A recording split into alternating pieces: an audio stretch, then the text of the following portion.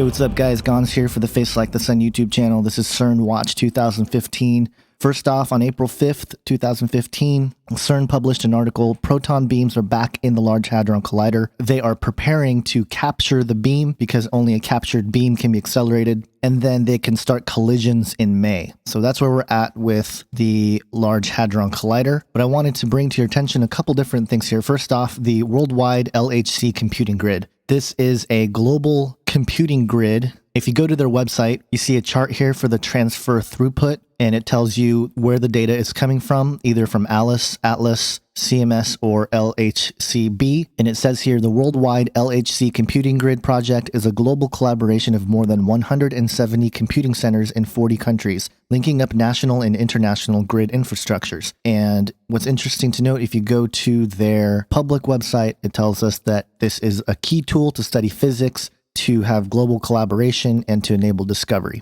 And this grid is supported by both the European Grid Initiative and the Open Science Grid, which is US based. But what's interesting to note is that if you look at international relations with CERN, it's fascinating to study because, first off, when you look at this chart, the blue here are CERN member states. And obviously, a lot of it is in Europe, surrounding the actual Large Hadron Collider, which makes sense. Green is a session in progress. Yellow, declared intent to join. So there's a few nations here scattered around that are looking to join CERN. And here's what I thought was interesting. The orange represents observers, and Russia, India, and the United States are all considered observers, but they are not considered cooperatives. In other words, there are nations that are cooperating with CERN actively, and the United States isn't one of them. The red here represents cooperation agreements, which include Canada, Mexico, a few nations in South America. You have a couple African nations, China, Australia. So it's interesting to note because these nations are involved with CERN as cooperation agreements, but they are not member states either, which is interesting despite the fact that the United States has contributed over $500 million to CERN. According to a 2008 article, we're not considered member states or even cooperative states, but mere observers. So just thought I'd pass that along because it's interesting to note that this idea of a global computing grid that integrates all the different large grids in the world can be probably used for very powerful things like consciousness uploading, and I'm sure they're working on that kind of stuff without making it too public. Now, since the United States is left out of CERN in terms of being intimately involved with what they're doing, it doesn't really matter because America has its own Large Hadron Collider at the Brookhaven National Laboratory, and we've talked about this in past videos, but there's a couple things I wanted to point out. They have two detectors. They have Phoenix, which is much like an X-ray or MRI that captures inside the hot, dense matter formed in particle collisions. And that's really interesting. Obviously, the name Phoenix has all kinds of occult symbolism, but that's not what I want to focus on. I want to focus on STAR, the STAR detector. And it says here, the STAR detector specializes in tracking the thousands of particles produced by each ion collision at RIHC. Weighing 1,200 tons and as large as a house, STAR is a massive detector. It is used to search for signatures of the form of matter that RIHC was designed to create, the quark-gluon plasma. If you scroll down here, they have multiple detectors, but it says here the heart of STAR is the time projection chamber, which tracks and identifies particles emerging from heavy ion collisions. As each collision occurs, STAR measures many parameters simultaneously to look for signs of the quark-gluon plasma. And then also what I thought was fascinating was this reversing time. By using powerful computers to reconstruct the subatomic interactions which produce the particles emergent from each collision, the detector can, in a sense, run time backwards. This process can be compared to examining the final product which come out of a factory and trying to determine what kinds of machines produced them. So again, very fascinating that they are messing with time and they are looking for, again, the quark-gluon plasma. But this idea of STAR, obviously there are occult connections to the idea of a star with a pentagram. But what I thought was interesting to point out was the propaganda for kids in a couple of, once again, Disney XD shows. You have Star versus the Forces of Evil. Now, this probably requires a little bit more of an in-depth analysis, but the show is based around the character of Star Butterfly, who was sent to Earth by her parents and decides to battle dangerous monsters and villains throughout the universe to protect her extremely powerful wand, which is used to create anything she can think of. But she hasn't quite mastered the wand yet, and I guess the story will unfold to see how that happens.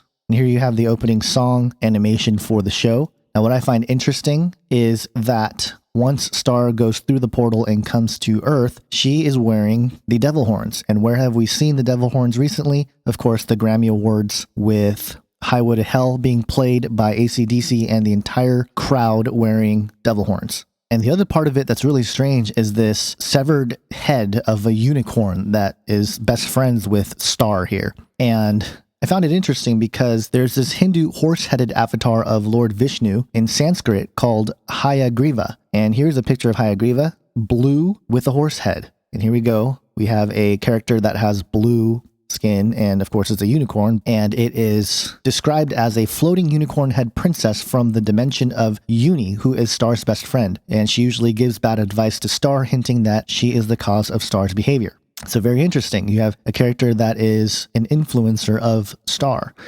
And so the connection here with Cern is this idea that this character goes around to different dimensions. And, you know, there's a whole thing with scissors, and they cut open portals and they just slip through these different dimensions and stuff like that. And again, you might be saying, well, that's just, you know, that's just creativity. That's just, you know, whatever. But in a Nerdist interview with the creator of Star versus the Forces of Evil, somebody named Darren Nefsey, not sure how to pronounce that quite right, but it's interesting to note because it talks about how this character of Star was created. And let me read for you this little quote here. I created Star in my third year of college, the original concept of it.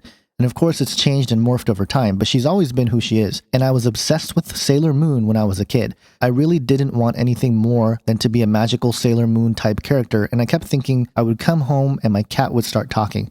I really convinced myself of this. So Star's original character was this girl who wanted to be Sailor Moon, and the Marco character was obsessed with Dragon Ball Z, and they were going to be enemies. I had come up with this whole show where Star didn't really have magical powers, but she would make things happen by her will of just wanting them to happen. Then when I brought it over to Disney, and one of the executives said, what if her magic powers were real? And I sort of sat on that and came up with the concept as it is now. So it's interesting to note that the executives at Disney would suggest something here. And I'm not saying that it's anything nefarious on the front of it, but it's very bizarre that you have all this symbolism that seems to tie into this idea of extra dimensions, portals, and you also have this Large Hadron Collider detector called STAR looking for the quark gluon plasma. And you may think that there's nothing of it, but this whole idea of extra dimensions is a really big theme right now in the Disney XD channel, because obviously there's been a few of them out there, but there's another show that just came out, Penn Zero, Part-Time Hero. And if you read the plot of the story, it's a series that follows the adventures of Penn Zero, who unexpectedly inherits the job of his parents being a part-time hero who must zap into various dimensions to take on the role of a hero in that world and save the day in their place. And again, more portals and dimensional rift type stuff. And if you watch the show, they have a machine called the MUT, the Multi-Universe Transprojector, which is a machine that can zap people into other universes that need saving. And of course, it's held in a theater called the Odyssey. And of course, no coincidence here that MUT is a word that means mother in ancient Egypt, and MUT is considered the title of the primordial waters of the cosmos. As a goddess, she is seen as the queen or lady of heaven. And so there's no way that this is just coincidence, guys, that they would have a machine called the Multi-Universe Transprojector. It happens to be Mut, which is a Egyptian goddess, and it happens to be in the theater of the Odyssey. And if you look here, this is the Temple of Mut, or the Precinct of Mut, which is located near Luxor, Egypt. So again, it doesn't take much to get into these rabbit trails and find connections with ancient Egypt and all of the occultism that seems to run Hollywood in general. Now, there's one more interesting thing to point out with the Brookhaven National Laboratory Relativistic Heavy Ion Collider, the RIHC. Now, they have another detector called the Phobos Detector, and it says here the Phobos experiment is based on the premise that interesting collisions are rare, but that when they do occur, new physics are readily identified. Thus, the Phobos detector was designed to examine and analyze a very large number of unselected gold ion collisions. So we all know that Phobos is one of the moons on Mars, and it's interesting because just a couple weeks ago, there's this connection to Mars with Buzz Aldrin with a shirt here right in front of Stonehenge saying, get your arse to Mars. And what is this all about? Why is he at Stonehenge? Why is he doing this? There has to be some significance there. Of course, Buzz Aldrin, 33-degree Freemason, walked on the moon, allegedly, and all this stuff. So the connection there to Mars is very interesting. The other thing that's really interesting is that there is a company that works with Cern called Gralator. Gralator is a company that creates machines to detect antimatter. That's one of the things that it does. And if you look at the logo here, it is a reptilian hand.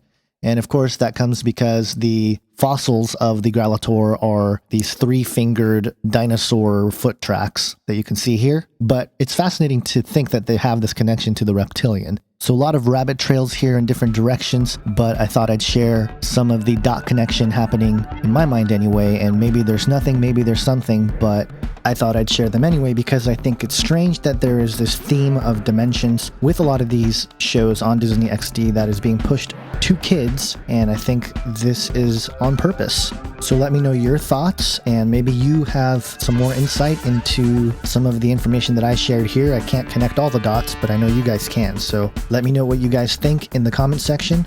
Hope you guys have a great day. God bless.